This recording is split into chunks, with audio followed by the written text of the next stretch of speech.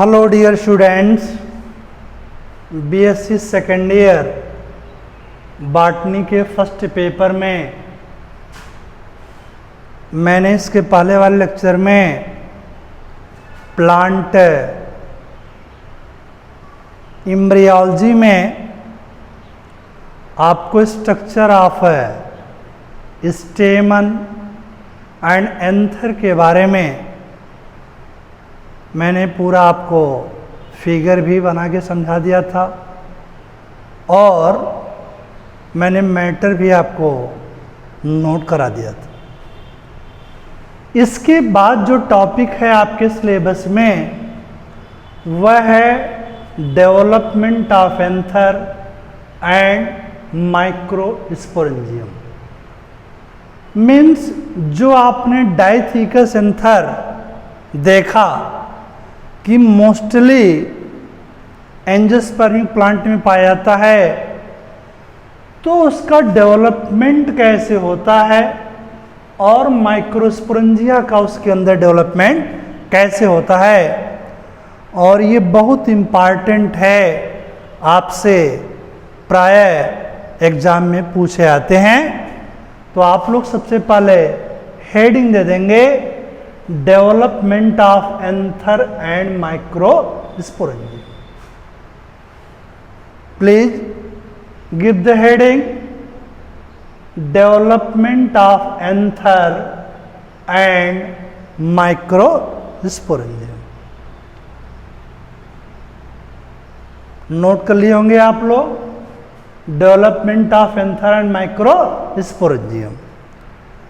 और यहीं पर अपने जहाँ नोट कर रहे हैं आप लोग, नोटबुक में MIMP भी नोट कर लीजिएगा, जिससे आपके माइंड में ये आएगा कि ये क्या है, इम्पॉर्टेंट, मोस्ट है important.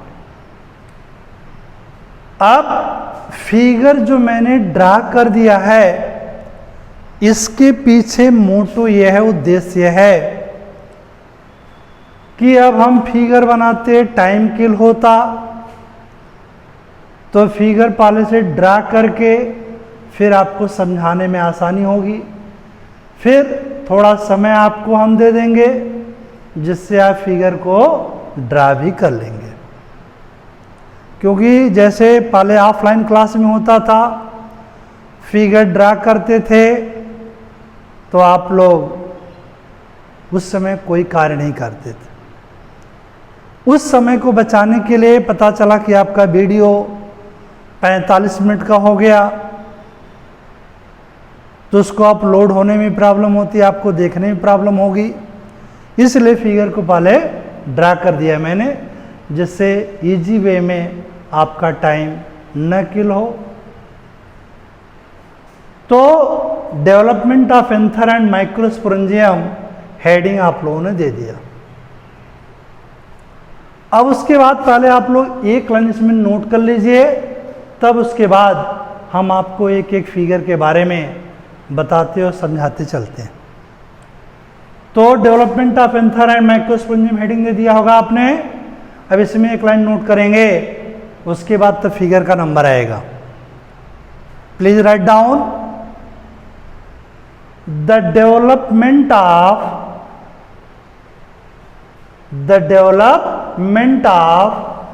Anther and microsporangium.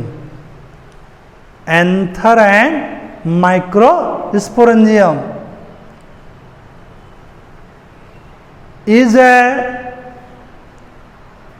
represented as below. Is represented as below.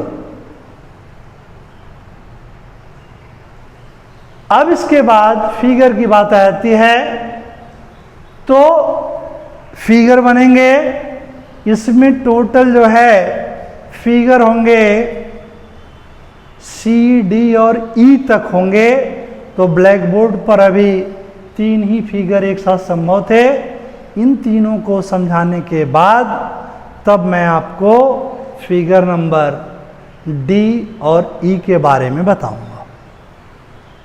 तो अब आप लोग एक एक फिगर को हम डिक्टेट करते हैं। पहला फिगर है figure number A, TS of young anther. TS of young anther means है, आपको मालूम है, आप पढ़ रहे हैं development of anther and micro sporangium, तो आपको पता है कि एंथर कहाँ होता है? स्टेमन के अंदर होता है। कहाँ होता है? स्टेमन में होते हैं। और स्टेमन कहाँ होते हैं? एंड्रोसियम में होते हैं। तो आप सभी लोगों को मालूम है प्लांट के मेनली 2 पार्ट्स होते हैं।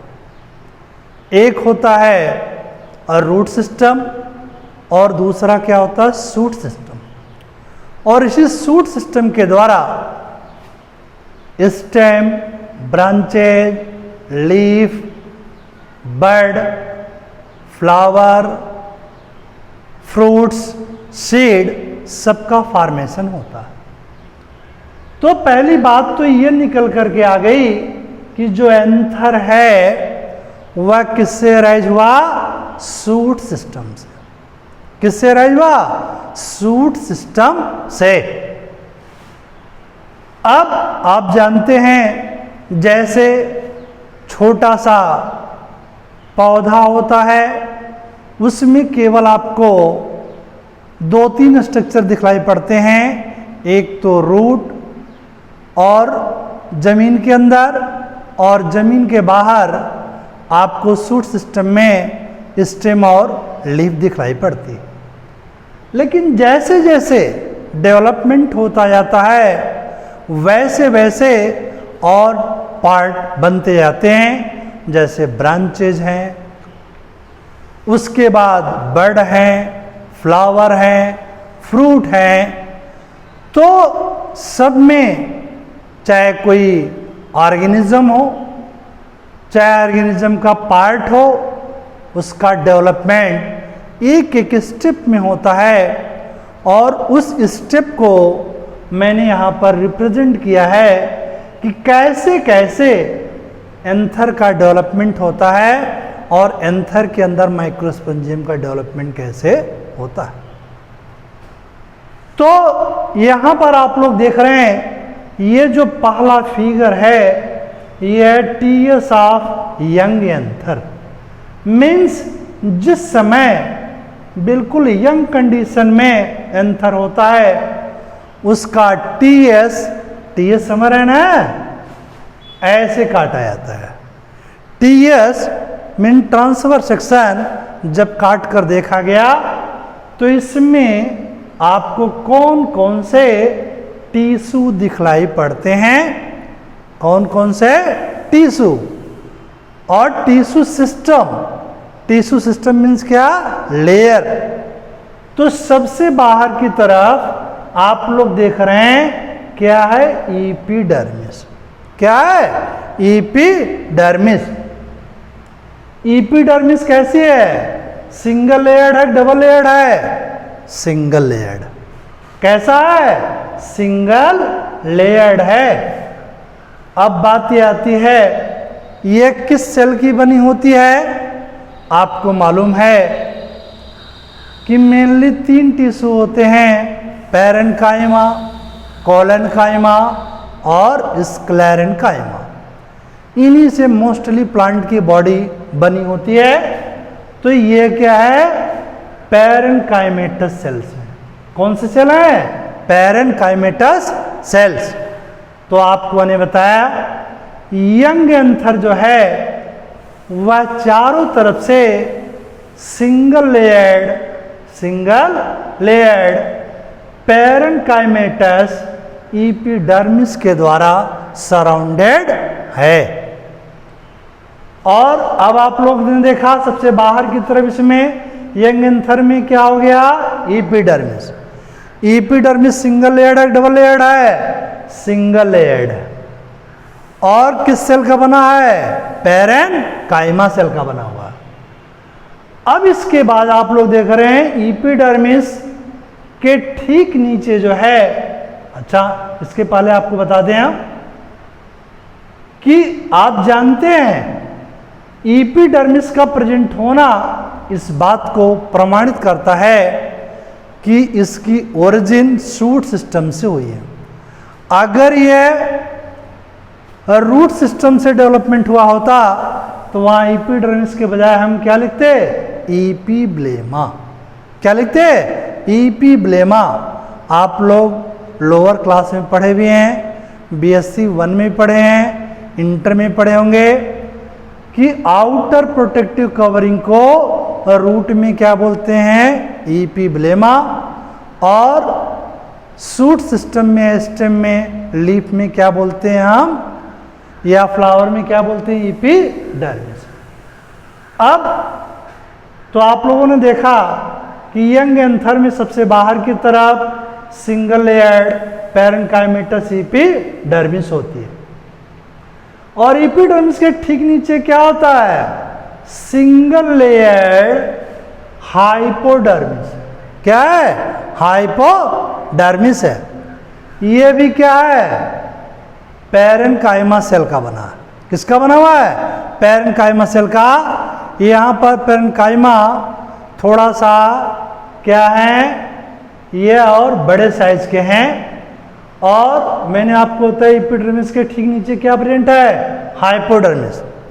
और आपको मालूम है हाइपोडर्मिस भी इस बात को प्रमाणित करती है कि यह शूट सिस्टम से डेवलपमेंट हो रहा है, क्योंकि रूट सिस्टम में हाइपोडर्मिस नहीं पाया जाता। अब आप लोग देख रहे हैं हाइपोडर्मिस के अंदर की तरफ ये क्या है? मास ऑफ टिश्यूज है, टिश्यू का समूह है, और जिसको हम क्या बोलते हैं? Meristematic tissue. क्या बोलते हैं? Meristematic tissue. अब आप लोग देख रहे हैं टिश्यू क्या होता है? Group of cells. तो यहां पर भी ये देख रहे हैं थिन वॉल्ड पैरेन्काइमा सेल्स हैं ग्रुप में, और सबके सेंटर में क्या दिखाया गया? न्यूक्लियस। क्या दिखाया गया? न्यूक्लियस। तो जहां पर छोटा सर्किल दिखाया गया है वह किस बात को रिप्रेजेंट करता है? न्यूक्लियस। क्योंकि सभी सेल में क्या होते हैं? न्यूक्लियस पाए जाते हैं। तो आप लोगों ने देखा टीएस ऑफ यंग एंथर में फिगर में क्या रिप्रेजेंट हो रहा है? The central mass of meristematic tissue.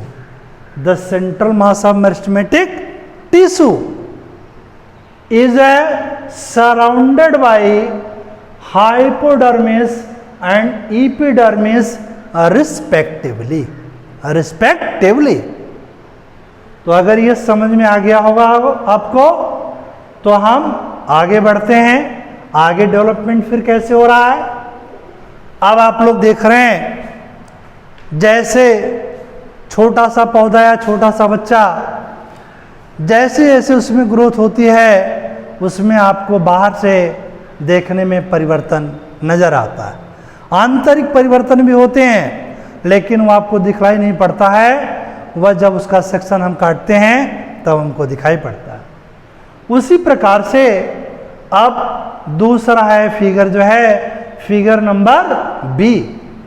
Figure number B में क्या है? Formation of archesporial cells. Formation of archesporial cells. अब हम फिगर नंबर बी की बात कर रहे हैं, तो आप लोग देख रहे हैं कि इससे साइज थोड़ा बड़ा हुआ, और धीरे धीरे आप लोग देख रहे हैं कि ये जो स्ट्रक्चर था ये 4 कॉर्नर में को शो कर रहा है, first, second, third and fourth. धीरे धीरे इसमें चेंजिंग आ रही है स्ट्रक्चर में, और चेंजिंग में क्या हुआ आप लोगों ने देखा? आउटर मोस्ट लेयर क्या है? एपिडर्मिस है, सिंगल लेयर्ड, जैसे था वैसे यहां पर भी है। चेंजिंग कहां हुई? ये आप जानते हैं एपिडर्मिस के ठीक नीचे क्या था? हाइपोडर्मिस। क्या था? हाइपोडर्मिस। और ये जो हाइपोडर्मिस है इसमें आप लोग देख रहे हैं single cell single cell at each a corner, single hypodermal cell at each a corner becomes large and distinct, becomes large and distinct. Large and distinct समझ रहे ना, इस सेल की तुलना में ये काफी क्या हो गया, बड़ा हो गया, और बड़ा हो गया तो क्या है, बिल्कुल क्लियर दिखाई पड़ा है, स्पष्ट आपको दिखाई पड़ा है। तो मैंने आपको बताया one cell of hypodermis at each corner becomes large and distinct. This large and distinct cell is known as archisporial cells. Archisporial cells. इसके अलावा आप लोग देख रहे हैं कि सभी hypodermal cell as it is हैं, एपिडर्मिस के नीचे केवल कॉर्नर्स पे चारों जो है वो सेल्स लार्ज और डिस्टिंक्ट हो जाती है, लार्ज और डिस्टिंक्ट हो जाती है, तो इसको हम क्या बोलते हैं, हाइपोड्रोमल सेल को आप आर्चिस्पोरियल सेल। तो फिगर में क्या है, फिगर नंबर बी में formation of archesporial cells at each a corner. अब आप लोग देख रहे हैं हाइपोड्रोमिस के नीचे क्या था, मेरिस्टेमेटिक टिश्यू था, जैसे यहां था वैसे यहां पर भी। हाँ, अब यहां पर यंग स्टेज में था तो वेस्कुलर टिश्यू बहुत क्लियर नहीं थे, लेकिन यहां पर अब साइज बढ़ रही है, वेस्कुलर टिश्यू बिल्कुल क्लियर कट दिखाई पड़ रहे हैं, जो कहां पर है, सेंटर में। कहां पर है, सेंटर में। तो सेकंड अर्थात बी फिगर में आप लोगों ने देखा कि कुछ चेंजिंग हो गई। चेंजिंग क्या हो गई यंगेंथर में, एक तो 4 कॉर्नर आपको दिखाई पड़ रहे हैं, दूसरी चेंजिंग क्या हुई, one hypodermal cell at each corner becomes large and distinct. This large and distinct cell is known as archesporial cells, archesporial cells. इसके अलावा आप लोग देख रहे हैं कि जैसे हाइपोड्रोमिस था, एपिड्रोमिस के नीचे यहाँ भी है, उसके नीचे मेरिस्टेमेटिक टिश्यू यहाँ पर भी प्रेजेंट है। हाँ, वेस्कुलर टिश्यू बिल्कुल क्लियर दिखलाई पड़ता है। तो अब हमको लगता है फिगर नंबर बी भी आपके समझ में आ गया होगा। मैं ऐसा हमारा एक्सपेक्टेशंस है, आपसे आशा है कि आप इसको समझ गए होंगे। अब उसके बाद हम फिगर नंबर सी की बात करते हैं। तो इसमें क्या है, differentiation, differentiation of archesporial cells, differentiation of archesporial cells. Differentiation of archesporial cells में क्या चेंजिंग आ गई, आप लोग देख रहे हैं। पहले फिगर यंगेंथर का छोटा था, फिर क्या हुआ, थोड़ा बड़ा हुआ, आर्चिस्पोरियल सेल का फॉर्मेशन हुआ। अब आर्चिस्पोरियल सेल में डिफरेंशिएशन हो रहा है तो और बड़ा हो रहा है फिगर। और आप लोग देख रहे हैं इसमें क्या चेंजिंग हुई, इसमें भी ये दो एक रहे कॉर्नर और क्लियर हो रहे हैं, एक कॉर्नर, दूसरा कॉर्नर, तीसरा कॉर्नर और चौथा कॉर्नर। और अब धीरे धीरे ये भी पिक्चर आ रही है, क्लियर हो रहा है कि डाइथिकस एंथर में आप लोग जानते हैं 4 चैम्बर थे, 4 चैम्बर थे, 4 माइक्रोस्पोंजिया था, एक यहां पर, एक यहां पर, एक यहां पर और एक यहां पर होगा। अब कैसे डेवलपमेंट इसका हो रहा है, इसको आप स्टेप वाइज समझिए पहले। अब आप लोगों ने देखा कि आर्चिस्पोरियल सेल का डिफरेंशिएशन इसके पहले वाले फिगर में आप लोगों ने देख लिया था। अब इस आर्चिस्पोरियल सेल का डिफरेंशिएशन हो रहा है। डिफरेंशिएशन क्या हो रहा है कि अब इसमें माइटोसिस की क्रिया हो रही है। क्या हो रही है? माइटोसिस की क्रिया हो रही है। और माइटोसिस की क्रिया हो रही है तो आप जानते हैं कि माइटोसिस में एक सेल से कितने बनते हैं? 2 डॉटर सेल बनते हैं।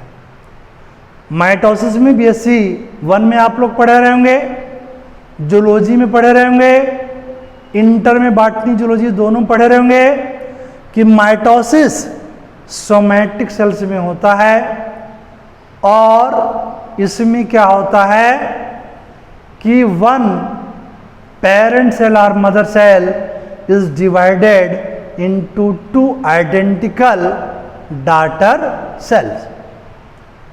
तो अब आप लोग देख रहे हैं जब माइटोसिस की क्रिया होगी तो एक सेल से कितने बनेंगे? 2 सेल बनेंगे। कितने बनेंगे? 2 सेल। ये यहां भी देख रहे हैं कितने बने? 2 सेल। ये यहां भी देख रहे हैं कितने सेल बने? 2 सेल। यहां भी कितने बने? 2 सेल बने। अब जो डिफरेंशिएशन एक में होगा वही सब में होगा। तो आपको ने बताया क्या डिफरेंशिएशन हुआ कि ये जो आर्चिस्पोरियल सेल है it undergo mitosis, it undergo mitosis and produces 2 daughter cells, 2 daughter cell, upper primary parietal cell, upper primary parietal cell and lower primary sporogenous cell, and lower primary sporogenous cell. तो differentiation में क्या देखा आपने? At each corner the archesporial cell undergo mitosis and produces 2 daughter cell in which upper primary parietal cell and lower primary sporogenous cell. और उसके अलावा आप लोग देख रहे हैं जैसे फिगर नंबर बी में था एपिडर्मिस, नीचे हाइपोडर्मिस, उसके नीचे मेरिस्टेमेटिक टिश्यू, सेंटर में vascular tissue, as it is यहां पर भी है।